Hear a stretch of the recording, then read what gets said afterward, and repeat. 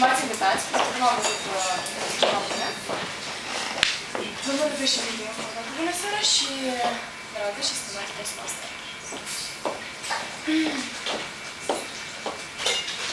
Oribil. Dezgustător. Dezorganizat. Astea sunt cuvintele care eu nici într-un caz nu o să le folosesc la evaluarea discursului de Eugenie. Eugenele a fost. Ai fost bravo. Nicolae Iorga spunea, singura ofensă pe care nu o poți pedepsi este discursul. Și da, cred că are dreptate. Din cauza că eu nu îl poți ofensa nici și cum, însă îl poți corecta sau lăuda.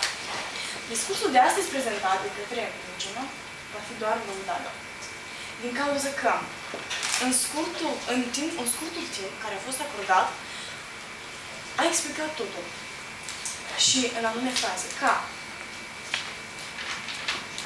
sunt un pic nebun. Din câte cunoaștem, cei care suntem aici, toți suntem nebuni. Deoarece deja suntem aici, pe scena aceasta. Asta a fost punctul forte care a demonstrat totul, începutul în discursul meu. Chiar și cuvintele cheie care au fost exemplificate în acest discurs, ca forță proprie, influență, dorință, emoții, creație, stimulare, decizie. Iar cuvântul cheie a fost viața. E viața ta. E viața mea, e viața noastră. Această viață a fost întruchipată astăzi în culorile ei, pe care și Mihaela ni le-a demonstrat astăzi. Tot ce a fost spus, a fost spus cu gingășie. Și am să încerc ceva. Ceea ce a făcut-o și Eugenia astăzi. Știți, ajută. Ajută pentru că ieși din acel trans, pierzi acele emoții care le ai pe parcurs. Cu toate că asta. Din câte cunosc, gestul respectiv reprezintă puțin emoții, puțină îngrijorare și puțin așa, tremurici. Să-și dau un sfat.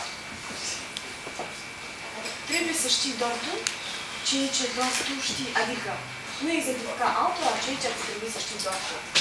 Dacă în cazul când sunt anumite emoții pe care le cunosc fiecare, atunci ar fi trebuit ca doar noi personal să le cunoaștem.